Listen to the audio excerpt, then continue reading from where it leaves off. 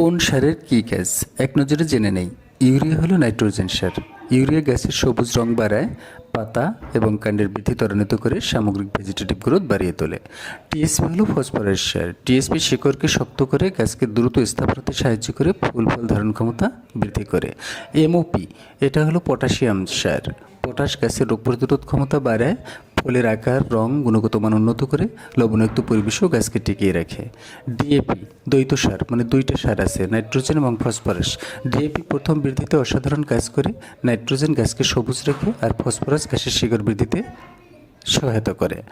Gypsum, এখানে আছে calcium এবং সালফার। জিপসাম মাটির গঠন ঠিক রাখে, ক্যালসিয়াম ফলকে শক্ত করে, আর সালফার প্রোটিন ও ফলন বৃদ্ধিতে সাহায্য করে।